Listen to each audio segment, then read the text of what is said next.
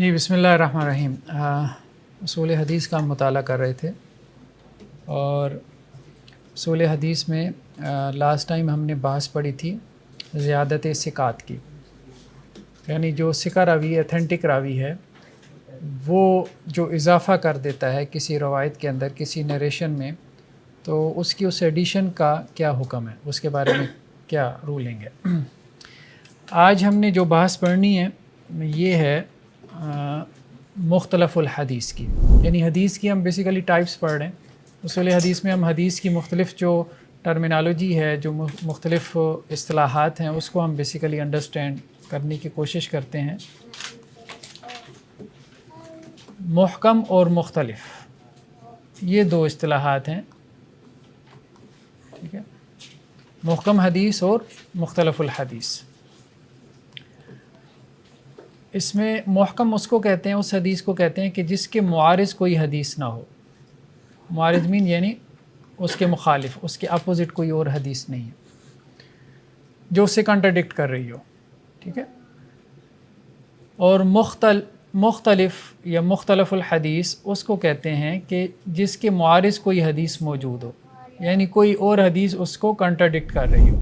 تو جب دو حدیثیں آپس میں کنٹراڈکٹ کر رہی ہیں تو اس وقت ہم نے کیا کرنا ہے؟ اب بعض اوقات بظاہر ہمیں یہ محسوس ہوتا ہے کہ قرآن کی دو آیات آپس میں ٹکرا رہی ہیں، تو اس کا مطلب یہ نہیں ہوتا کہ ہم قرآن کی ان دو آیات کو رد کر دیتے ہیں، بلکہ ہم اس کو انڈرسٹینڈ کرنے کی کوشش کرتے ہیں، ان ڈیپتھ اس کی اسٹڈی کرتے ہیں کہ جس سے ہمیں یہ واضح ہو کہ اصل میں اس آیت میں کیا بات بیان ہو رہی ہے اور دوسرے میں کیا بات بیان ہو رہی ہے، تاکہ ان کی جو کنٹراڈکشن ہے وہ باقی نہ رہے۔ اور اس کے لیے ہمیں کوئی زیادہ تکلف کرنے کی ضرورت نہیں پڑتی۔ یہی معاملہ احادیث کا بھی ہے کہ بظاہر اگر ہمیں یہ محسوس ہو کہ دو احادیث آپس میں ٹکرا رہی ہیں، کنٹراڈکٹ کر رہی ہیں، تو اللہ کے رسول صلی اللہ علیہ وسلم کی بات آپس میں ٹکرا نہیں سکتی، ٹھیک ہے۔ جس طرح سے اللہ کی بات آپس میں نہیں ٹکرا سکتی، اسی طرح اللہ کے رسول صلی اللہ علیہ وسلم کی بات بھی آپس میں نہیں ٹکرا سکتی، بشرطے کہ وہ آپ صلی اللہ علیہ وسلم سے ثابت ہو۔ دیکھیں، ایک روایت اتھینٹک ہے، صحیح ہے، اور ایک روایت ضعیف ہے، ویک رپورٹ ہے، وہ دونوں آپس میں ٹکرا رہی ہیں، پھر تو بات سمجھ میں آتی ہے۔ آپ کہیں کہ جی یہ بات تو آپ صلی اللہ علیہ وسلم کی ہے، یہ بات اللہ کے رسول کی ہے ہی نہیں، اس میں شک شبہ پڑ گیا۔ تو اس لیے صحیح اور ضعیف حدیث کا اگر آپس میں ٹکراؤ ہو جائے تو وہ ٹکراؤ کنسیڈر نہیں ہوتا۔ ہاں، مسئلہ تب آتا ہے جب ہم یہ کہیں کہ یہ دونوں باتیں، دونوں حدیثیں ثابت ہیں، اتھینٹک ہیں، اب ان میں کنٹراڈکشن آ گئی، تو اب کیا اللہ کے رسول صلی اللہ علیہ وسلم کی باتیں آپس میں ٹکرا سکتی ہیں؟ تو نہیں ٹکرا سکتی۔ تو اب اس کو سمجھنے کے لیے پھر یہ سبجیکٹ ہے مختلف الحدیث۔ تو مختلف الحدیث جو ہے، اس کے اوپر مختلف علماء نے کتابیں لکھی، جیسے ابن قتیبہ وغیرہ نے، امام طحاوی معروف جو حنفی فقہا میں سے ہیں، ان کی ہے مشکل الآثار۔ یعنی مشکل الآثار سے مراد یہی ہے کہ وہ حدیثیں مطلب جن کو انٹرپریٹ کرنا مشکل ہے۔ تو مختلف الحدیث میں کیا کرتے ہیں ہم؟ جب بھی دو حدیثیں آپس میں ٹکرا رہی ہوں تو سب سے پہلے ہم ان میں جمع و تطبیق پیدا کرتے ہیں۔ جمع و تطبیق، جمع کہتے ہیں ان کا ایسا مفہوم، ان کا ایسا میننگ کہ جس کے بعد وہ کنٹراڈکشن باقی نہ رہے، ٹھیک ہے۔ ہو جاتا ہے جیسے آپ کا کوئی ٹیچر ہے، کوئی بات کرتا ہے، ٹھیک ہے، تو آپ کہتے ہیں سر آپ نے اس وقت تو یہ کہا تھا اور ابھی آپ یہ بات کر رہے ہیں۔ تو بعض اوقات وہ کیا کرتا ہے، وہ یہ بتاتا ہے نہیں اس وقت جب میں کہہ رہا تھا تو میری یہ مراد تھی، تو آپ کا ذہن اس سے کلیئر ہو جاتا ہے، ٹھیک ہے۔ تو جو بھی متکلم ہے، ایک تو جو کلام کرنے والا ہے، وہ خود اپنے کلام کے اوپر چونکہ اتھارٹی ہوتا ہے تو وہ اس کو انٹرپریٹ کر سکتے ہیں۔ تو دوسرا یہ ہے کہ پھر ہمارے یہاں اسکالرز ہیں، علماء ہیں، جو پھر کیا کرتے ہیں، جمع کرتے ہیں۔ جمع کا مطلب یہ ہے کہ دونوں حدیثوں کا ایسا معنی اور مفہوم بیان کریں کہ جس سے وہ جو کنٹراڈکشن ایک عام آدمی کو، ایک ریڈر کو محسوس ہو رہی ہے، وہ کنٹراڈکشن ختم ہو جائے۔ اور تطبیق کہتے ہیں اس کی اپلیکیشن کو۔ اب مثال کے طور پہ اس میں بہت سی روایتیں بیان کی جاتی ہیں۔ ایک حدیث ہے، اللہ کے رسول صلی اللہ علیہ وسلم نے فرمایا لا ادوا ولا طیرا، ٹھیک ہے، لا ادوا ولا طیرا، ٹھیک ہے، کوئی جو ہے وہ بیماری متعدی نہیں ہوتی، ادوا سے مراد یہ ہے، ولا طیرا، اور کوئی نحوست نہیں ہے۔ جو لوگ مطلب بہت ساری چیزوں کو منحوس سمجھنا شروع کر دیتے ہیں، ٹھیک ہے، رستے میں جو ہے وہ کالی بلی جو ہے وہ رستہ کاٹ گئی ہے، تو ایسی کوئی بات نہیں ہے۔ یعنی بری فال لینا، برا شگون لینا، تو ایسی کوئی بات نہیں ہے، مطلب دین میں اس کی کوئی حیثیت نہیں ہے۔ اب ایک روایت یہ ہے کہ کوئی بیماری متعدی نہیں ہے، ٹھیک ہے، متعدی سے مراد یہ ہے کہ ایک سے دوسرے کو کوئی بیماری نہیں لگتی۔ دوسری روایت میں کیا ہے کہ فر من المجزوم فرارک من الاسد، ٹھیک ہے، مجزوم سے ایسے بھاگو جیسے تم شیر سے بھاگتے ہو، ٹھیک ہے، مجزوم سے ایسے بھاگو۔ اب یہ جو مجزوم سے بھاگنے کا حکم دیا گیا تو اس سے مراد کیا ہے کہ آپ اس سے اس لیے بھاگ رہے ہیں کہ کہیں اس کی بیماری آپ کو نہ لگ جائے۔ تو یہ روایت بظاہر یہ میسج دے رہی ہے کہ بیماری متعدی بھی ہوتی ہے، ٹھیک ہے، ایک سے دوسرے کو بھی لگ سکتی ہے، جسے ہم وبائی امراض کہتے ہیں، جیسے ہمارے یہاں کورونا وغیرہ تھا، ٹھیک ہے۔ اور یہ حدیث کہہ رہی ہے کہ کوئی بیماری متعدی نہیں ہے۔ اب دونوں حدیثیں آپس میں کیا ہیں، ٹکرا رہی ہیں، بظاہر دونوں حدیثیں آپس میں ٹکرا رہی ہیں۔ تو اب اس میں ایسا نہیں کرنا کہ ہم کہیں یہ روایت بھی ضعیف وہ روایت بھی ضعیف، دونوں آپس میں ٹکرا رہی ہیں، دونوں اللہ کے رسول صلی اللہ علیہ وسلم کی گفتگو نہیں ہو سکتی، بلکہ ہم اس کی کسی ایسے میننگ اور مفہوم کی طرف جائیں گے۔ تو اس لیے اہل علم نے یہ گفتگو کی ہے، محدثین نے، کہ یہاں یہ جو بات ہو رہی ہے کہ کوئی بیماری متعدی نہیں ہوتی، تو یہاں پرسپیکٹیو ڈیفرنٹ ہے، اور وہ کیا ہے، عقیدے کا پرسپیکٹیو کہتے ہیں تناظر کو، یعنی کس تناظر میں گفتگو ہو رہی ہے، پیچھے بیک گراؤنڈ کیا ہے، پس منظر کیا ہے۔ تو جب یہ بات ہو رہی ہے کہ کوئی بیماری متعدی نہیں ہوتی، بیماری نہیں پھیلتی، ایک سے دوسرے کو نہیں لگتی، تو وہاں عقیدے کے پرسپیکٹیو میں بات ہو رہی ہے کہ تمہارا عقیدہ یہ ہونا چاہیے، تمہارا بیلیف یہ ہونا چاہیے کہ اللہ کے حکم کے بغیر کوئی بیماری نہیں لگتی۔ بیماری لگ جاتی ہے، لیکن یہاں عقیدے کے پرسپیکٹیو میں بات ہو رہی ہے کہ عقیدہ کیا ہونا چاہیے، اللہ کے حکم کے بغیر نہیں لگتی۔ اور یہاں جو بات ہو رہی ہے وہ ہے عمل کے پرسپیکٹیو میں، کہ عملاً ایسا ہی ہوتا ہے کہ ایک آدمی سے بیماری دوسرے کو لگ جاتی ہے، تو بہت دفعہ دیکھیں بیماری لگتی ہے، بہت دفعہ نہیں بھی لگتی۔ تو اب جس کو لگ رہی ہے تو اس کا مطلب یہ ہے کہ اللہ کا حکم جہاں پر ہے وہاں اس کو لگ رہی ہے، جہاں اللہ کا حکم نہیں ہے وہاں نہیں لگ رہی۔ تعاون جو ہمارے ہاں کیا کہتے ہیں اس کو انگریزی میں، اب میرے ذہن میں نہیں آ رہا، تعاون کی بیماری ہے جو چوہوں سے عام طور پہ پھیلتی ہے، یہ ایک وبائی مرض تھا، ٹھیک ہے، پلیگ، ہاں پلیگ کہتے ہیں، صحیح کہہ رہے ہیں۔ تو یہ جو بیماری ہے یہ مطلب ماضی میں لاکھوں اموات ہو جاتی تھی اس سے۔ تو آپ صلی اللہ علیہ وسلم کا حکم یہ ہے کہ جس شہر میں طاعون کی بیماری پھیل جائے تو جو اس سے باہر ہے وہ اس میں داخل نہ ہو۔ کیوں؟ کیونکہ اس کو بھی نہ لگ جائے، اور جو شہر کے اندر ہے وہ اپنے شہر سے باہر نہ نکلے، وہاں سے بھاگے نہیں۔ تو اس وقت تو عام طور پہ یہ کہا جاتا تھا کہ اس لیے کہا گیا کہ تاکہ اس کا عقیدہ درست رہے، لیکن اب اس کے خیر دوسرے پہلو بھی ہمارے سامنے آ رہے ہیں کہ وہ وبائی مرض لے کے کیا کرے گا، دوسرے شہر پہنچ جائے گا۔ جیسے ہمارے ہاں کورونا میں ہوا، یہی تو ہوا کہ لاک ڈاؤن کر دیتے ہیں۔ وہ لاک ڈاؤن کا جو ہے وہ سارا پیچھے فلاسفی یہی تھی کہ دوسرے ملک سے آ رہا ہے تو اب اس کو 15 دن کے لیے آپ جو ہے نا ذرا تنہائی میں رکھیں، علیحدہ رکھیں، اس کو چیک کریں، اس کو ٹیسٹ کریں۔ تو دو مختلف پرسپیکٹیو میں دو حدیثیں ہونے کی وجہ سے ان کے دو ڈیفرنٹ میننگ ہیں۔ جب یہ دو ڈیفرنٹ میننگ ہمارے سامنے آتے ہیں تو اب اس میں کوئی کنٹرڈکشن نہیں رہ جاتی، اس کو کہتے ہیں جمع و تطبیق۔ یعنی دو حدیثیں جو بظاہر آپ کو لگ رہا ہے ان کے الفاظ سے کہ وہ آپس میں ٹکرا رہی ہیں، کنٹرڈکٹ کر رہی ہیں، تو آپ ان کا ایسا مفہوم بیان کریں کہ وہ کنٹرڈکشن ختم ہو جائے۔ تو مختلف الحدیث میں سب سے پہلا کام اب یہ کرتے ہیں، مختلف الحدیث کے اوپر مطلب پراپر کتابیں موجود ہیں کہ یہ سینکڑوں حدیثیں ہیں کہ جن کا آپس میں لوگوں نے کہا کہ جی اختلاف ہے، مثال کے طور پہ، ٹھیک ہے۔ اسی طرح قرآن کے اوپر بھی کتابیں ہیں، مشکل القرآن کے نام سے، قرآن کی وہ آیات کہ جن کی انٹرپریٹیشن تفسیر بہت مشکل ہے، یا قرآن کی وہ آیات کہ جن کے بارے میں بظاہر یہ محسوس ہوتا ہے کہ آپس میں کیا ہے، ٹکرا رہی ہیں، ٹھیک ہے۔ جیسے قرآن میں ایک جگہ پہ یہ ہے کہ اللہ تعالیٰ نے جو ہے وہ آسمانوں کو زمین سے پہلے پیدا کیا، اور دوسری جگہ یہ ہے کہ آسمانوں کو زمین کے بعد پیدا کیا۔ تو اس طرح سے قرآن میں بھی آ جاتا ہے، لیکن پھر ہم وہاں پہ اس کو کھولتے ہیں۔ تو پہلی چیز ہے جمع و تطبیق۔ دوسری کیا ہے کہ اگر جمع و تطبیق ممکن نہ ہو، پاسبل نہ ہو، پھر آپ کس کی طرف جاتے ہیں، نسخ کی طرف جاتے ہیں۔ یعنی ان میں سے ایک چیز جو ہے وہ کیا ہے، منسوخ ہو چکی ہے۔ اور نسخ جو ہے یہ ذہن میں رکھیں کہ نسخ جو ہے وہ واقعات میں نہیں ہوتا، حکم میں ہوتا ہے۔ یعنی جو حکم والی احادیث ہوں گی تو ان میں نسخ کا پہلو ہوگا، عقیدہ تو منسوخ نہیں ہوگا کہ پہلے یہ عقیدہ تھا بعد میں یہ ہو گیا۔ تو بیسیکلی تو جو لا ہے، جو قانون ہے، جیسے ہمارے ہاں بھی جو آپ کہہ لیں کہ جی اسٹیٹ کا جو لا ہوتا ہے، قانون ہوتا ہے، تو اس میں امینڈمنٹس آتی رہتی ہیں. تو اسی طرح شریعہ لا ہے، اللہ تعالیٰ کا قانون ہے، تو اللہ تعالیٰ جب چاہیں اس میں کوئی امینڈمنٹ بھیج دیں پچھلے قانون میں. ٹھیک ہے، تو کچھ قوانین ایسے بھی ہوتے ہیں جو عارضی دور کے لیے ہوتے ہیں، عبوری دور کے لیے ہوتے ہیں، جیسے ہمارے ہاں یہ صدارتی آرڈیننس ہوتا ہے. ٹھیک ہے، تو نص جو ہے وہ احکام میں ہوگا، یہ عقیدے میں یا خبر میں نہیں ہوگا.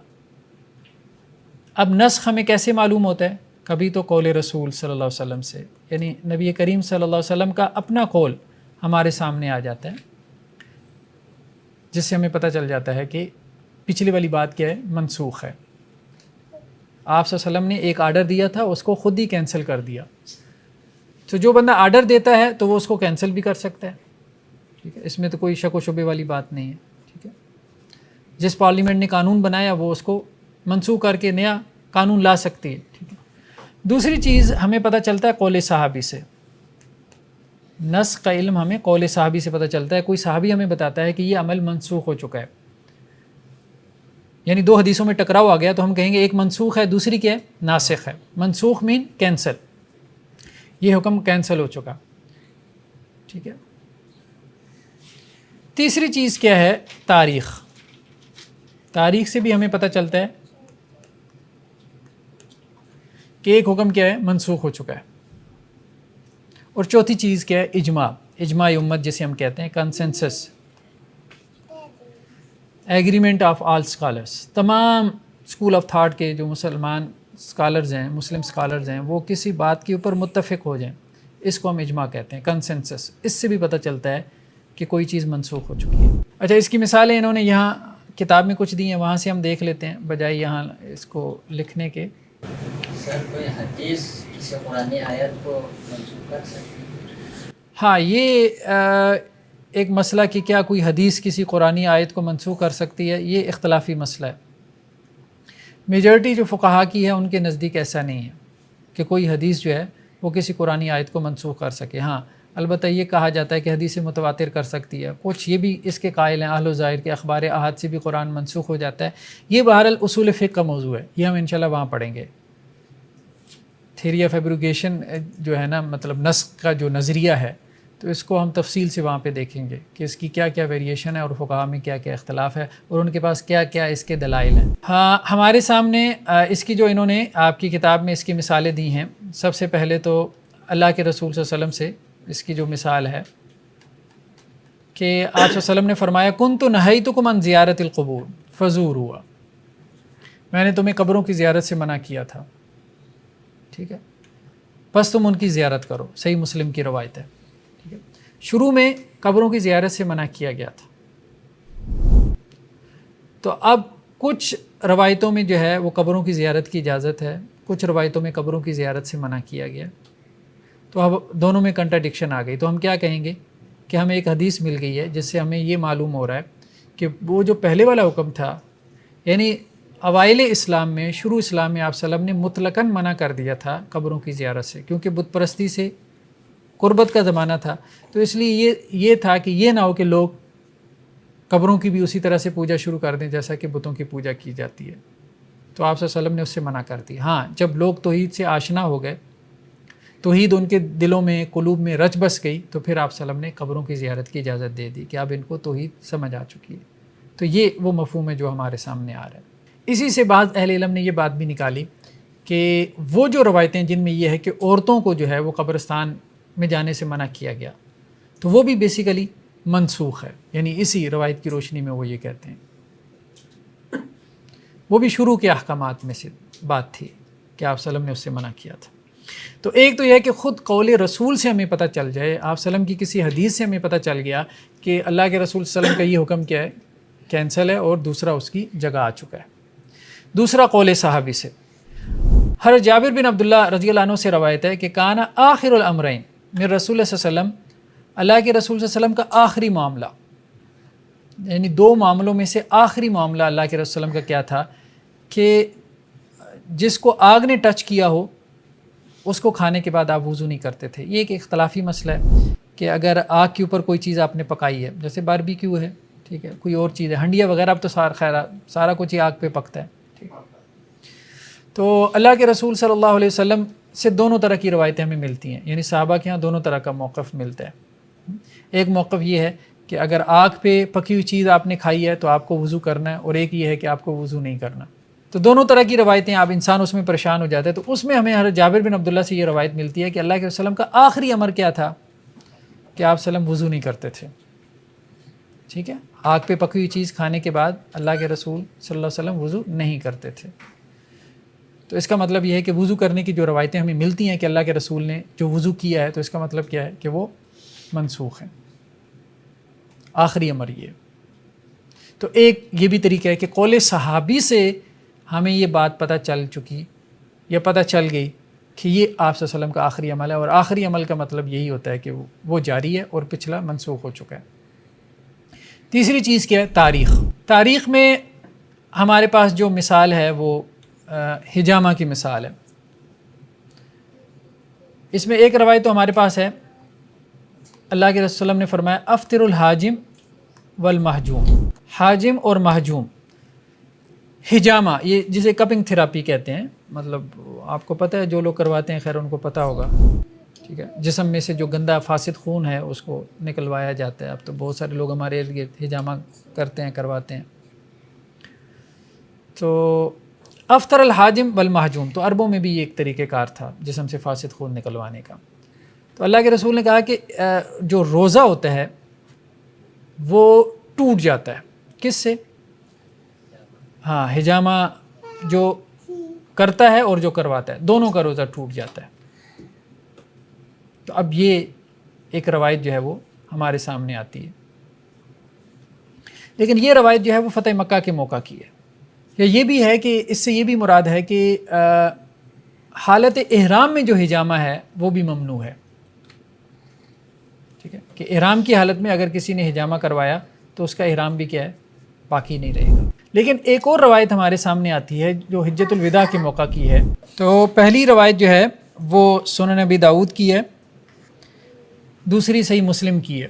احتجم وہو محرم، کہ آپ صلی اللہ علیہ وسلم جو ہے آپ نے حجامہ کروایا جب کہ آپ حالت احرام میں تھے، یہ صحیح مسلم کی روایت ہے، اور یہ حجۃ الوداع کے موقع کی ہے، ٹھیک ہے۔ 8 ہجری میں ہوا فتح مکہ اور 10 ہجری میں ہوا حجۃ الوداع۔ تو تاریخ سے ہمیں یہ بات معلوم ہوئی کہ یہ حکم بعد کا ہے، تو بعد والے حکم کو ہم باقی رکھیں گے، پہلے کو ہم کیا کریں گے؟ منسوخ سمجھیں گے۔ تو اب دونوں احادیث بظاہر آپس میں کیا ہیں؟ کنٹراڈکٹ کر رہی ہیں، لیکن ایک کو ہم ناسخ اور دوسرے کو منسوخ بنا کے، یعنی اس کو ہم کہیں گے یہ منسوخ ہے، کینسلڈ ہے، اور یہ اس کی ناسخ ہے، یعنی جو کینسل کر رہی ہے پہلے حکم کو۔ تو ایک کو ناسخ اور دوسرے کو منسوخ بنا کے ہم دونوں کی جو کنٹراڈکشن ہے ہم اس کو کیا کر دیں گے؟ ختم کر دیں گے، ٹھیک ہے۔ اس کو اصطلاح میں کہتے ہیں رفع اختلاف، ٹھیک ہے، یعنی اختلاف کیا ہو جائے گا؟ رفع ہو جائے گا، اٹھ جائے گا، ختم ہو جائے گا، ٹھیک ہے۔ چوتھی چیز کیا ہے؟ اجماع، کہ اجماع سے ہمیں یہ بات معلوم ہوگی کہ یہ روایت کیا ہے؟ منسوخ ہے۔ جیسے سنن ترمذی کی ایک روایت ہے کہ اگر کوئی شخص شراب پیے تو اس کو کیا کرو؟ کوڑے مارو، ٹھیک ہے۔ دوسری مرتبہ پیے تو کوڑے مارو، تیسری مرتبہ پیے تو کوڑے مارو، مطلب 80 لیشز ہے، مطلب 80 کوڑے ہے جو شراب نوشی کی سزا ہے۔ اگر چوتھی مرتبہ پی لے تو سنن ترمذی کی روایت میں کیا ہے؟ اس کو قتل کر دو، فقتلو، یعنی چوتھی مرتبہ جو شراب پیے تو اس کو کیا کرو؟ قتل کر دو۔ تو اب یہ بنتی تو حد ہے، لیکن ایسی کوئی حد جو ہے وہ ہمیں کسی عالم دین سے نہیں ملتا کہ اس نے اس حد کو کہا ہو کہ جی یہ اسلام میں شراب نوشی کی یہ بھی کوئی حد ہے کہ اس کو قتل کر دیا جائے۔ ہاں، کوڑوں کی حد تو وہ تو کنسنسس ہے کہ وہ تو ہے، شراب نوشی کی حد 80 کوڑے۔ یہ بھی اختلاف ہے، بعد نے 40 بھی کہا ہے، اس کو ہم دیکھیں گے انشاءاللہ سے، لیکن بہرحال قتل کی حد کہیں بھی نہیں ہے۔ تو کنسنسس اس بات پہ ڈیولپ ہوا کہ یہ روایت کیا ہے؟ منسوخ ہے، قتل والی روایت کیا ہے؟ منسوخ ہے، صحیح ہونے کے باوجود یہ روایت منسوخ ہے، اور جو 80 کوڑوں والی روایت ہے وہ اس کی ناسخ ہے۔ یہ ہمیں کیسے پتہ چلا؟ یہ ہمیں اجماع سے پتہ چلا۔ تو ایک بات اہم ہے کہ اجماع ناسخ نہیں ہے، ٹھیک ہے۔ اجماع کیا ہے؟ ایگریمنٹ آف علماء، علماء کا اتفاق، کنسنسس۔ کیا علماء دین کے کسی حکم کو کینسل کر سکتے ہیں؟ نہیں کر سکتے. ان کے پاس یہ اتھارٹی نہیں ہے، اختیار ہی نہیں ہے کہ وہ کینسل کر سکیں. تو یہ اجماع ناسخ نہیں ہے. ٹھیک ہے، اللہ کے رسول صلی اللہ علیہ وسلم اپنی بات کو کینسل کر سکتے ہیں، ٹھیک ہے. تو باقی جو ہیں وہ کینسل نہیں کر رہے. قول صحابی ہے یا تاریخ ہے یا اجماع ہے، وہ سب ہمیں خبر دے رہے ہیں، بتا رہے ہیں کہ یہ کینسل ہوا ہے، وہ کینسل کر نہیں رہے. مطلب یہ فرق جو ہے وہ اپنے ذہن میں رکھنا ہے. اس سے ہمیں پتہ چل رہا ہے، نسخ کا ہمیں علم ہو رہا ہے، وہ ناسخ نہیں ہے. تاریخ بھی ناسخ نہیں ہے، اجماع بھی ناسخ نہیں ہے، قول صحابی بھی ناسخ نہیں ہے. یہ صرف نسخ کا ہمیں پتہ دے رہے ہیں، نسخ کا ہمیں علم ہو رہا ہے. جی اجماع میں آپ نے یہی والی جو حدیث لی ہے کہ یہ اجماع سے ثابت ہے کہ یہ والی حکم منسوخ ہو گیا، لیکن جب علماء نے اس پہ اجماع کیا تو کسی ایویڈنس کی بیس پہ کیا ہوگا، وہ ایویڈنس کیا ہے؟ بظاہر ہمارے سامنے جو ہے نا وہ ایویڈنس یہ ہے کہ خلفائے راشدین میں سے کسی نے یہ حد جاری نہیں کی، یا آپ صلی اللہ علیہ وسلم سے بھی ہمیں یہ بات نہیں ملتی. لیکن سر یہ بھی تو ہو سکتا ہے نا کہ کسی نے یہ ایکٹ کیا ہی نہ ہو ان کے دور میں، اس نے چوتھی دفعہ شراب پی لی ہو. ہاں یہ بھی ہو سکتا ہے کہ کسی نے یہ ایکٹ نہ کیا ہو، لیکن بہرحال جس طرح سے عرب میں شراب نوشی عام تھی تو وہاں یہ چیز زیادہ بعید از امکان نہیں تھی. یہ شکل کی اور مثال ہے شراب کے علاوہ، 4 دفعہ شراب چلیں ان کی نہیں پی کسی نے تو اس لیے حد جاری کیا. لیکن اگر تمام جو ہیں ائمہ وہ اجماع جا رہے ہیں، بڑا کوئی اسٹرانگ ایویڈنس ہوگا پھر ان کے پاس. اسٹرانگ ایویڈنس، سب سے اسٹرانگ ایویڈنس ان کے پاس یہی ہے کہ جو خلفائے راشدین میں سے کسی نے یا بعد کے زمانوں میں کسی نے یہ حد جاری نہیں کی. مطلب کسی نے بھی نہیں جاری کی نا، تو اس کا مطلب یہ ہے کہ کسی نے تو کبھی کیا ہوگا، کسی نے تو کیا ہوگا. تو اگر حد جاری نہیں ہوئی تو اس کا مطلب یہ ہے کہ سب جو حکمران تھے جب حدود جاری ہو رہی تھی، ہم اب تو خیر جاری نہیں ہو رہی، لیکن یہ ہے کہ صدیوں ہمارے ہاں حدود جو ہے وہ ان کا نفاذ رہا ہے. تو جب جاری ہو رہی تھی سب حدود، ٹھیک ہے، رجم کی حد بھی جاری ہو رہی تھی اور اس میں جو ہے وہ شراب نوشی کی بھی ہو رہی تھی اور چوری کی حد بھی جاری ہو رہی تھی، تو اس میں یہ والی حد ہمیں نظر نہیں آتی. تو اس لیے اس سے انہوں نے یہ استدلال کیا کہ یہ منسوخ ہے. یعنی عمل سے ہمیں یہ پتہ چلتا ہے، مسلسل عمل سے، ٹھیک ہے، تو کہ یہ نہیں ہوا یہ معاملہ. اچھا، اس میں ایک بحث ہمارے سامنے نسخ کی آ گئی. اس کے بعد جو ہے تیسری بحث ہے ترجیح کی. یعنی سب سے پہلا کام تو آپ یہ کریں گے کہ دونوں احادیث کا ایسا مفہوم بیان کریں کہ جس سے کنٹرڈکشن نہ رہے. اب اگر وہ ممکن نہ ہو تو آپ یہ دیکھ لیں کہ جی پہلی بات کون سی ہے، دوسری کون سی. انسان بھی تو اپنی بات سے رجوع کرتا ہے، ایسا نہیں ہے. بہت دفعہ آپ اسے کہتے ہیں بھئی آپ نے پہلے یہ کہا تھا، اب یہ، تو آپ کہتے ہیں نہیں بس پہلے میرا یہ موقف تھا، اب میرا موقف بدل گیا، چینج ہو گیا. تو موقف چینج ہوتا رہتا ہے، ٹھیک ہے، سب کا ہی چینج ہوتا ہے. فقہا میں بھی ہم دیکھتے ہیں امام شافعی کا قول قدیم، قول جدید. امام ابو حنیفہ ان کے بارے میں بھی ہم دیکھتے ہیں کہ ان کی پہلے یہ رائے تھی، بعد میں یہ رائے. امام احمد کے بارے میں بڑا معروف ہے کہ جو ان کی ایک روایت یہ ہے، دوسری روایت یہ ہے. تو یہ سب فقہا کے ہاں بھی چلتا ہے. تو آراء جو ہے وہ انسان کی بدلتی رہتی ہیں وقت کے ساتھ ساتھ. محدثین کے ہاں بھی یہ ہوا، فقہا کے ہاں بھی یہ ہوا، بلکہ صحابہ حضرت عمر رضی اللہ عنہ سے کسی نے کہا کہ جی آپ نے اس مسئلے میں یہ جواب دیا، پچھلے سال آپ نے یہ دیا تھا. تو انہوں نے کہا ٹھیک ہے دیا تھا، پچھلے سال ہمارا وہ اجتہاد تھا، اس سال ہمارا یہ اجتہاد ہے، اس میں پریشانی والی کیا بات ہے. ٹھیک ہے، تو اجتہاد انسان کا بدل جاتا ہے. ٹھیک، تو ایک تو یہ ہے کہ ہم کیا کریں، جمع و تطبیق کریں. دوسرا کیا ہے اس میں نسخ. ٹھیک ہے، کہ پہلے ایک رائے تھی، پھر اس کے بعد دوسری رائے آ گئی، نسخ کی طرف ہم جائیں. تیسری چیز کیا ہے، ترجیح. اگر نسخ بھی ممکن نہ ہو تو پھر ہم ترجیح کی طرف جائیں گے. مثال کے طور پہ ایک روایت صحیح بخاری کی اور ایک روایت سنن ابن ماجہ کی، دونوں آپس میں کنٹرڈکٹ کر رہی ہیں، تو پھر آپ کیا کریں گے. اب اگر جمع بھی نہیں ہو سکتا، نسخ کا بھی جو ہے امکان نہیں ہے، تو آپ کیا کہیں گے کہ میں صحیح بخاری کی روایت کو ترجیح دے رہا ہوں. کس بنیاد پہ؟ کہ وہ زیادہ اتھینٹک ہے. ہم نے کہا تھا نا صحیح کے درجات 7 درجات ہیں، اس میں سب سے پہلے وہ ہے کہ جو متفق علیہ، صحیح بخاری صحیح مسلم میں ہو. ٹھیک ہے، 7واں درجہ اس کا کیا ہے کہ جو دوسری کتابوں میں صحیح روایات ہیں. سر یہ مطلب حناف کے ہاں بھی یہی وہ ہے، تھوڑا سا ڈیفرنٹ ہے، وہ ہم پڑھتے ہیں. ان کے یہاں تھوڑا سا ڈیفرنٹ ہے، وہ ہم دیکھتے ہیں. ٹھیک ہے، تو ترجیح جو ہے، ترجیح کی جو وجوہات ہیں مطلب کیا ہوں گی، 20 ہیں، بہت ساری ہیں. جیسے ایک میں نے آپ کے سامنے بیان کر دی کہ ایک وجہ یہ ہو سکتی ہے کہ جی ایک چیز صحیح بخاری میں آئی ہے اور ایک سنن ابن ماجہ میں آئی ہے، تو صحیح بخاری چونکہ زیادہ اتھینٹک ہے تو اس لیے ہم اس کو ترجیح دیں گے. ٹھیک ہے، ایک سند عالی ہے ایک سند نازل ہے، یہ ہم آگے چل کے پڑھیں گے. عالی سند اس کو کہتے ہیں جس میں نریٹرز کم ہوں، یعنی ایک سند کے اندر نریٹرز جو ہے وہ 3 ہیں، اور ایک سند یعنی دوسری حدیث جو کنٹراڈکٹ کر رہی ہے اس کے جو نریٹرز ہیں وہ 7 ہیں. تو جس میں نریٹرز کم ہوں گے اس میں غلطی کا امکان بھی کیا ہے، کم ہوگا. بندے بڑھیں گے تو ظاہر بات ہے غلطی کا امکان بھی ملٹیپلائی ہوگا. ٹھیک ہے، تو جس کی سند عالی ہے تو اس کو ہم کہیں گے ہم اس کو ترجیح دیتے ہیں اس پہ جس کی سند نازل ہے یعنی کم تر ہے.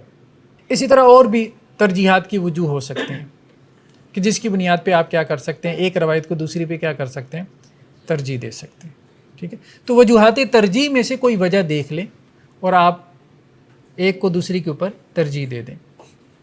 تو آپ راجے جو ہے، راجے جیسے یہاں پہ تھا نا ناسخ اور منسوخ، تو یہاں کیا ہوگا، راجے اور مرجوح. سر یہ کام بھی محدثین ہی کریں گے یا عام علماء بھی کر سکتے ہیں؟ دیکھیں عام آدمی جس کا حدیث کے ساتھ کوئی شغل ہے، پڑھنا پڑھانا ہے، اٹھنا بیٹھنا ہے، تو ٹھیک ہے وہ کر سکتا ہے، کوئی حرج نہیں، کر سکتا ہے، اس میں کوئی حرج والی بات نہیں. لیکن یہ ہے کہ اس کا اختصاص ہو، حدیث اس کا اختصاص ہو. اختصاص مین یعنی اسپیشلائزیشن ہو اس کی. تو اب تو خیر علماء سے بھی بات بہت آگے چلی گئی ہے. اب تو 16 سال کے 14 سال کے بچے یہ کام کر رہے ہیں. پڑھ کے کریں، بہرحال شوق ہے ٹھیک ہے، لیکن یہ ہے کہ پڑھ کے کریں. اور آج کل ایک بچے کے اوپر بڑا سوشل میڈیا میں ڈسکشن ہو رہی ہے، ہاں حمزہ کے نام سے، وہ فیس بک بھری پڑی ہے.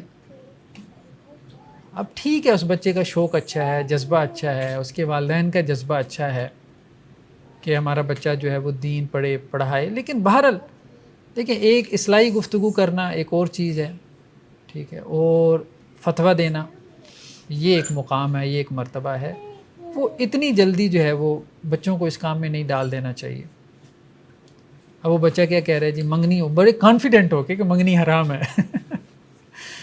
اب اس کی سادگی پہ ہنسی بھی آتی ہے، مطلب یہ نہیں کہ کوئی غصہ آتا ہے، اس کی سادگی پہ ہنسی آتی ہے. تو اس کی وجہ یہی ہے کہ مطلب آپ ایک لمبا عرصہ جو ہے وہ کتاب و سنت کے ساتھ نہیں گزاریں گے، اس پہ محنت نہیں کریں گے، اس کے بغیر اگر آپ جو ہے وہ فتویٰ دینا شروع کر دیں گے تو پھر لوگ آپ کا مذاق اڑائیں گے. باقی صرف اصلاح کا کام کرنا ہے، اصلاحی باتیں کرنی ہے، اس میں کوئی حرج نہیں، اس میں ایج میٹر نہیں کرتی کہ آپ لوگوں کو واضح و نصیحت کریں. واضح و نصیحت میں کوئی ایشو نہیں ہے، لیکن پبلکلی ایک اوپینین جنریٹ کرنا اسلام کے حوالے سے اس کے لیے جو ہے نا کوئی کوالیفیکیشن ہونی چاہیے، ورنہ آپ مذاق بن جائیں گے. ٹھیک ہے، اور پھر آپ علماء کو برا بھلا کہیں گے. چلیں بہرحال راجی اور مرجوح. سر یہ جو اوپر والی جو اس میں قول رسول میں جو زیارت و قبول کا آپ نے مثال دی، جی جی آج کے ڈیٹ میں جو مزارات وغیرہ کی جو دوبارہ سے مطلب چھڑکیاں چیزیں جو شروع ہوئی، اس کا کیا؟ دیکھیں بہرحال قبر کو وزٹ کرنا اس لیے کہ ایک حدیث میں یہ بھی آتا ہے فَإِنَّا تُذَكِّرُ الْآخِرَةَ، کہ قبریں جو ہے وہ آخرت کو یاد کرواتی ہیں. تو اگر کوئی قبرستان میں اس نیت سے جاتا ہے کہ ایک وقت مجھے بھی یہاں پہ آنا ہے، ٹھیک ہے، تو اس میں کوئی حرج والی بات نہیں. ہاں اگر وہاں جا کے کوئی لوگ طواف کرنا شروع کر دیتے ہیں قبر کا، یا اس پہ سجدے وغیرہ شروع کر دیتے ہیں، تو یہ ٹھیک نہیں ہے. بہرحال یہ تو کوئی بھی جو ہے وہ اس کو الاؤ نہیں کرتا، نہ اس کو جائز کہتا ہے. بہرحال ہمارے ہاں لیکن کچھ جو حالات ہیں جو یہ کام کر رہے ہیں، ایون کہ دیکھیں نا ان سے بھی جب سوال ہوا تھا اپنا یہ جو کیا نام ہے ان کا، جمعیت علماء پاکستان کے جو تھے بڑے نورانی صاحب، شاہ احمد، نہیں اویس نہیں، احمد شاہ نورانی، ایسے کا احمد شاہ نورانی، ان کے وہ کلپ فیس بک پہ کافی وائرل ہے. جب یونیورسٹی کی ایک طالبہ ان سے پوچھ رہی ہے کہ جی یہ قبروں پہ جو سجدے ہوتے ہیں تو یہ کیا آپ کے مسلک میں الاؤڈ ہیں؟ تو انہوں نے کہا کس نے کہا الاؤڈ ہیں، یہ تو غلط ہو رہا ہے. تو انہوں نے کہا پھر آپ روکتے کیوں نہیں؟ مطلب یہ ہے کہ آپ کی مسلک کی طرف جو لوگ منسوب ہیں تو انہی کے پاس یہ سارے مزارات ہیں، وہی گدی نشین ہیں۔ لیکن بات پھر وہی ہے کہ گدی نشین جو لوگ ہیں نا تو وہ علماء بھی نہیں ہیں، صحیح بات یہی ہے، بریلوی مسلک کے وہ علماء بھی نہیں ہیں، وہ سیاسی لوگ ہیں، سیدھی سی بات۔ بیسیکلی تو یہ سیاسی گدیاں ہیں، تو وہی سیاسی جو آپ کہہ رہے ہیں پولیٹیشین، ملتان کی گدیاں دیکھ لیں آپ، جیسے لوگوں کا دین سے کوئی تعلق ہے بھی نہیں۔ اور اسی طرح مزاروں کے اوپر بھی جو لوگ بیٹھے ہوئے ہیں وہ سیاسی پس منظر کے لوگ ہیں۔ ورنہ آپ دیکھیں جن کو یہ اپنے جو تھے اپنا گولڈا شریف والے یہ جو تھے پیر نصیر الدین شاہ صاحب علیہ رحمہ، تو وہ بڑی شدت سے ان چیزوں کا انکار کرتے تھے، اور بلکہ اتنی شدت سے کرتے تھے کہ خود ان کے مسلک میں بھی ان کی مخالفت ہونا شروع ہو گئی تھی۔ گدی چھوڑتے نہیں تھے۔ ہاں چلیں، بہرحال وہاں بیٹھ کے یہ ایک بات ہے کہ اتنی آواز بلند کر لینا یہ بہرحال بڑی بات تھی۔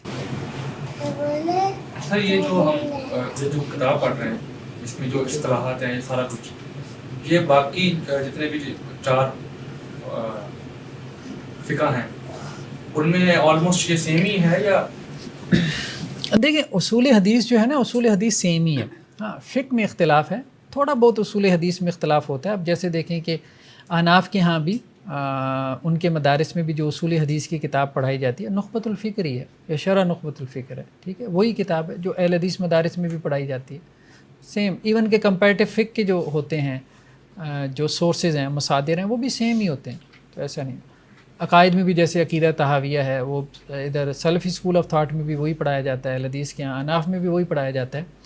بس یہ ہوتا ہے کہ انٹرپریٹیشن پھر استاذ کے اوپر بھی ہوتا ہے کچھ، کہ وہ کتاب کو کس طرح سے انٹرپریٹ کرتا ہے۔ تو کچھ تو کتابیں مختلف ہوتی ہیں اور کچھ جو ہے وہ سورسز مصادر جو ہے وہ سیم بھی ہوتے ہیں۔ تو اصول حدیث میں کوئی ایسا اختلاف نہیں۔ اب اس مسئلے میں صرف ایک اختلاف ہے، یہاں اختلاف احناف کا یا محدثین کا کیا ہے، وہ یہ ہے کہ جمع و تطبیق پہلے ہے یا نسخ پہلے ہے، یہ بنیادی اختلاف ہے۔ ٹھیک ہے، محدثین کہتے ہیں کہ پہلے جمع و تطبیق ہے، دوسرے نمبر پہ نسخ ہے، یعنی جب 2 حدیثیں آپس میں ٹکرائیں گی یا آپ کو محسوس ہوا کہ ٹکرا گئی تو آپ نے کیا کرنا ہے، تو محدثین کہیں گے جمع کرو۔ یعنی ان کا رجحان کیا ہے، چونکہ ان کا حدیث کے ساتھ ذرا زیادہ شغل ہے نا، تو وہ یہ چاہتے ہیں کہ دونوں کے اوپر عمل ہو، وہ تبھی ممکن ہوگا جب آپ اس میں جمع کریں گے۔ اور احناف میں کیا ہے، ان کا ذہن قانونی ہے، مطلب فقہ جو ہے اس کا ذہن قانونی ہے، تو اپنے سبجیکٹ کا بھی اثر ہوتا ہے، تو وہ گئے ہیں کہ نہیں پہلے نسخ کو دیکھو، یعنی پہلا غور یہ کرو کہ ایک منسوخ ہو جائے دوسری ناسخ ہو جائے، پھر آپ یہ سوچو کہ جمع و تطبیق ممکن ہے کہ نہیں۔ جب ناسخ منسوخ آپ نے بنا لیا تو پھر آپ ایک حدیث پہ عمل کریں گے۔ تو ان کا چونکہ قانونی ذہن ہے، قانون تو اسی طرح سے ہی ہوتا ہے، قانون تو کہتا ہے یا نہیں ہے، ٹھیک ہے، درمیان میں کیا مفاہیم نکال رہے ہو کہ جج کی بات بھی رہ جائے اور قانون بھی تمہارا، تو وہ یہ ایک فرق پڑا ہے باہر سوچوں کا یا اپروچز کا جو ایک اختلاف تھا۔ آپ کا کیا اس میں؟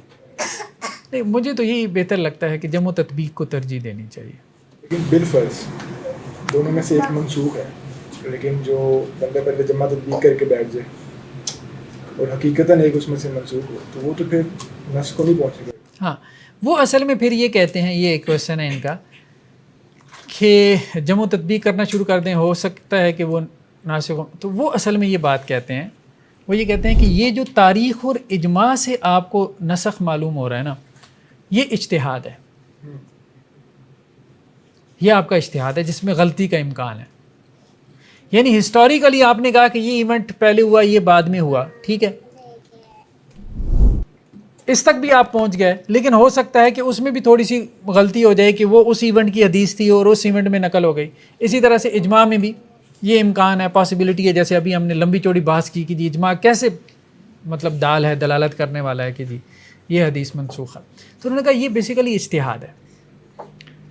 اصل میں جو چیز ہے نا وہ ہے قول رسول جو قطعی ہے، تو اگر تو قول رسول ہی موجود ہے تو پھر ہم جمع و تطبیق کی طرف کیوں جائیں گے، پھر ہم بھی نسخ کی طرف پہلے جائیں گے۔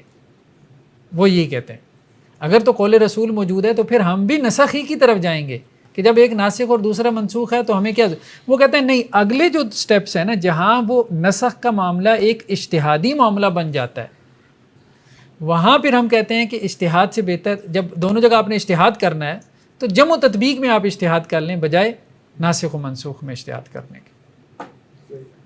تو یہ اختلاف ہے. دوسرا کیا ہے ترجیح، راجع اور مرجوح، ہم نے کہا کہ اس کی وجوہ. چوتھا کیا ہے کہ توقف فی یا متوقف فی کہتے ہیں اس کو، یعنی جس میں توقف کیا جائے. توقف مین مطلب آپ کچھ بھی نہ بیان کریں، ٹھہر جائیں. تو ایسی روایت کو کیا کہتے ہیں؟ متوقف فی، یعنی جس میں توقف کیا گیا ہو.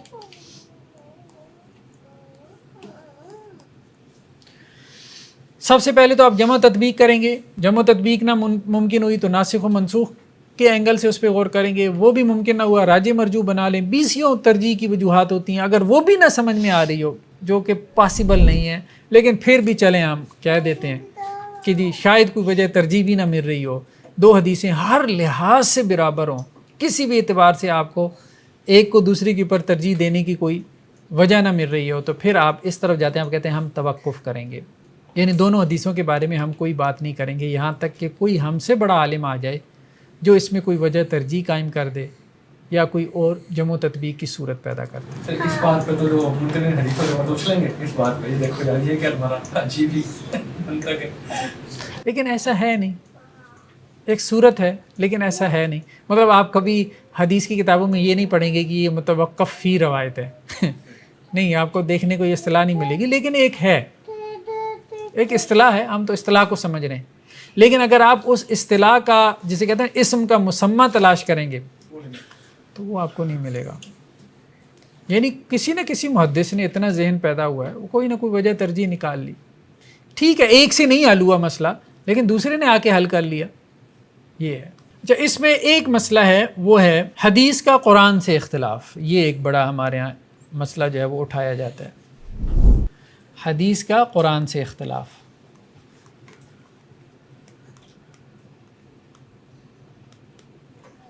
ایک تو ہم نے پڑھا نا حدیث کا حدیث سے اختلاف. عام طور پہ ہمارے منکرین حدیث جو حدیث کو نہیں مانتے ہوئے کہتے ہیں یہ حدیثیں جی قرآن کے خلاف ہیں. ٹھیک ہے، تو ہم یہی بات کہتے ہیں کہ جب قرآن کی ایک آیت قرآن کی دوسری آیت کے آپ کو خلاف نظر آتی ہے، یا کوئی آدمی سائل آپ سے کہتا ہے کہ جی دیکھیں قرآن کی یہ دو آیتیں آپس خلاف، یا آپ اورینٹلسٹ ہیں، مستشرق ہیں، ٹھیک ہے، ویسٹرن اسکالرشپ ہے، وہ تو ویسے ہی اسلام کو نہیں مانتے، وہ قرآن کے خلاف بڑا لکھتے رہتے ہیں. ٹھیک ہے، تو وہ اس قسم کے اعتراضات لے آتے ہیں، دیکھیں جی قرآن تو اختلافات سے بھرا پڑا ہے. ٹھیک، تو آپ کیسے کہہ سکتے ہیں قرآن میں اختلاف نہیں ہے؟ اس کی تو ایک آیت دوسری سے ٹکرائی جا رہی ہے، ایک جگہ اللہ تعالیٰ یہ لکھ رہے ہیں، دوسری جگہ اللہ تعالیٰ یہ لکھ رہے ہیں، جو بھی ہے بہرحال. پھر آپ کیا کرتے ہیں؟ آپ اس کو سمجھاتے ہیں کہ نہیں یہ ایسے نہیں ایسے ہے. تو یہی بات. تو اللہ تعالیٰ کی بات جو ہے وہ آپس میں، وہ جیسے اللہ تعالیٰ کہتے ہیں وَلَوْ كَانَ مِنْ عِنْدِ غَيْرِ اللَّهِ لَوَجَدُوا فِي اخْتِلَافًا كَثِيرًا. اگر اللہ کے غیر کی طرف سے ہوتا تو اس میں اختلاف ہوتا، چونکہ یہ اللہ کی طرف سے ہے تو اس میں اختلاف نہیں ہے. تو اسی طرح سے اگر یہ اللہ کے رسول کی بات ہے، ٹھیک ہے، اور یہ اللہ کی بات ہے، تو دونوں کی بات میں جو ہے وہ اختلاف نہیں ہو سکتا. دونوں کی بات میں اختلاف نہیں ہو سکتا. ہاں اختلاف ہمیں نظر آ سکتا ہے، ریڈر کو نظر آ سکتا ہے، پہلی نظر میں ایک احساس پیدا ہو سکتا ہے کہ اختلاف ہے قرآن میں اور حدیث میں، لیکن حقیقت میں نہیں ہوگا. اس لیے بڑے بڑے محدثین یہ کہتے تھے کہ کوئی حدیث لے آؤ جس کے بارے میں تمہیں یہ احساس ہو یا تمہیں یہ محسوس ہوتا ہو کہ یہ قرآن کے خلاف ہے، تو ہم تمہیں بتاتے ہیں کہ وہ قرآن کے خلاف نہیں. ٹھیک ہے، تو کوئی حدیث ایسی نہیں ہے کہ جس کے بارے میں یہ کلیم کیا جا سکے کہ وہ قرآن کے خلاف ہے. ہاں یہ ہو سکتا ہے کہ آپ نے قرآن کی کسی آیت کی ایک انٹرپریٹیشن کر لی. جب آپ نے قرآن کی آیت کی وہ انٹرپریٹیشن کر لی تو اب آپ نے اس انٹرپریٹیشن کو، جو آپ کی انٹرپریٹیشن تھی، آپ نے اس کو قرآن بنا لیا، اور اب آپ نے کہا کہ جی دیکھیں حدیث اس کے خلاف جا رہی ہے. تو آپ کی جو انڈرسٹینڈنگ ڈیولپ ہوئی ہے قرآن سے، اس کے خلاف ہو سکتا ہے حدیث جا رہی ہو، لیکن آپ کی انڈرسٹینڈنگ غلط بھی ہو سکتی ہے، صحیح بھی ہو سکتی ہے. تو آپ کی انڈرسٹینڈنگ جو قرآن کی ہے وہ قرآن نہیں ہے. ٹھیک ہے، انڈرسٹینڈنگ تو ایک ٹیکسٹ کی ایک سے زیادہ ہو سکتی ہے نا. جیسے ہمارے یہاں لا ہے، ٹھیک ہے، اب سارے جج جو ہے جو قانونی عبارتیں ہوتی ہیں اس کو ایک طرح سے نہیں انٹرپریٹ کرتے، نہ ایک طرح سے انڈرسٹینڈ کرتے ہیں.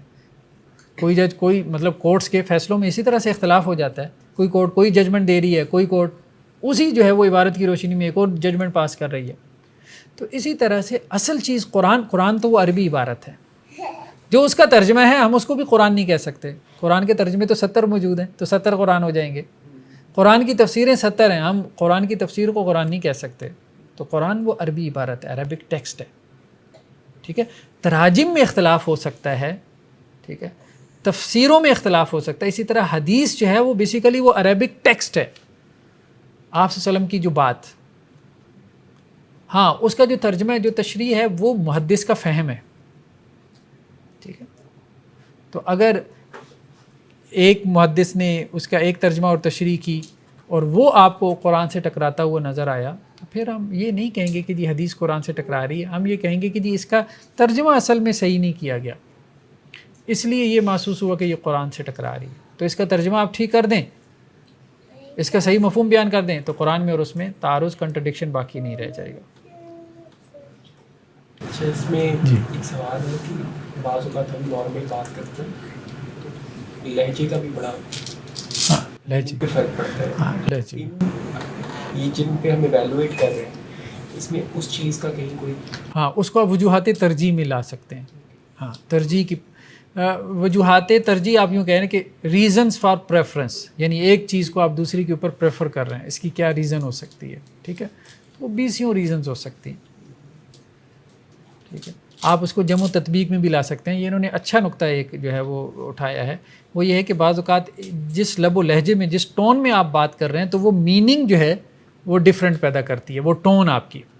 تو مطلب کسی سے آپ پوچھیں بھائی کیا حال ہے, آپ خیریت سے ہیں, بھائی خیریت ہے, ٹھیک ہے, تو اس کا مطلب اور ہوتا ہے, اس کا مطلب کہ ہاں بھائی آپ خیریت سے ہیں, ٹھیک ہیں, کیسے ہیں.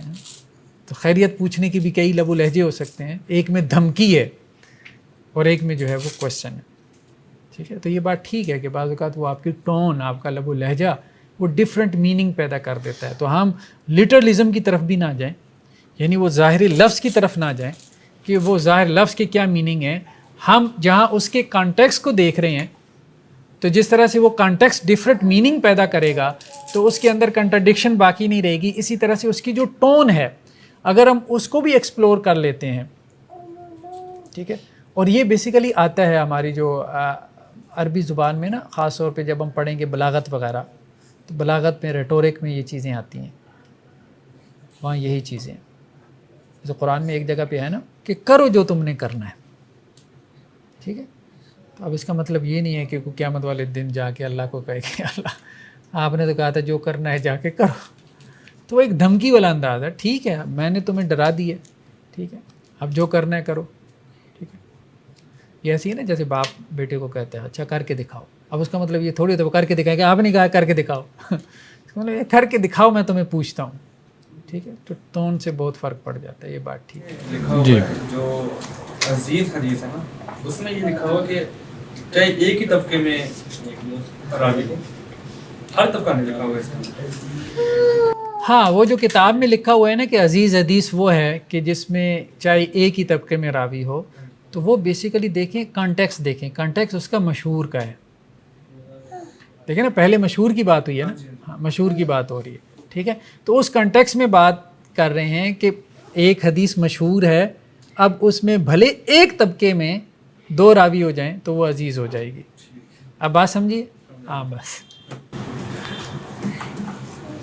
کوئی ایسی کتاب ہے جس میں محدثین نے پہلے سے ہی ان حدیث کو جو کانٹراڈکٹ کرتے ہیں اور ان پہ وضاحت دی؟ ہاں بالکل ایسی کتابیں ہیں. ہم نے کہا تھا ابن قتیبہ کی کتاب ہے, ٹھیک ہے, امام طحاوی کی کتاب ہے مشکل الاثار. تو اب ان کے تراجم ہوئی ہیں کہ نہیں یہ میرے علم میں نہیں, لیکن عربی میں تو بہت ذخیرہ ہے باقاعدہ. مطلب مختلف الحدیث جو ہے اس کو موضوع بحث بنا کے اس کے اوپر مستقل کتابیں لکھی جاتی ہیں کہ یہ حدیثیں ہیں ٹوٹل جن کے بارے میں یہ ڈبیٹ پیدا ہوئی یا کسی نے یہ اعتراض پیدا کیا کہ یہ آپس میں کنٹراڈکٹ کرتی ہیں. آپ کی کتاب میں بھی 2-3 کتابوں کا حوالہ ہے, ٹھیک ہے. تو شروع میں نا یہ ایک تو ابن قتیبہ کی ہے, ایک امام طحاوی کی کتاب ہے, اور ایک کتاب شاید انہوں نے اور بھی اس کا تذکرہ کیا ہے, امام شافعی کی بھی کتاب ہے. تو اس میں محدثین نے کام کیا ہے. تو وہ ترجیح والا آپ نے کہا آگے پڑھیں گے, وہ جو حناف کے حوالے سے کیا وہ ہے؟ نہیں, ہم نے کہا کہ صرف اتنا ہی اختلاف ہے. اس مسئلے میں احناف کا اور محدثین کا صرف اتنا اختلاف ہے کہ پہلے سب سے پہلے آپ نے جمع و تطبیق کو رکھنا ہے یا نسخ کو رکھنا لیکن سر ترجیح جو ہے جیسے رفع الذہن کی وہ ایک حدیث امام بخاری کی روایت ہے اور جو ترک ہیں وہ دوسری، ترجیح تو اس میں بنتی ہے، تو اس پہ ان کا کیا تو وہ کہتے ہیں ہم تو نسخ بنا لی ہے. ہاں تو وہ تو کہتے ہیں رفع الیدین کی حدیثیں منسوخ ہیں. ٹھیک ہے، وہ جو صحیح مسلم کی روایت ہے کہ سرکش گھوڑوں کی طرح جو ہے وہ اپنے دمے نہ ہلاؤ، تو وہ اس سے رفع الیدین نکال لیتے ہیں، تو انہوں نے اس کو وہاں پہ حل کر لیا. مطلب ان کا اپنا ایک ہے کہ انہوں نے اس مسئلے کو کیسے دیکھا ہے. ٹھیک ہے جی، سبحانک اللہم و بحمدک نشہد ان لا الہ الا انت نستغفرک.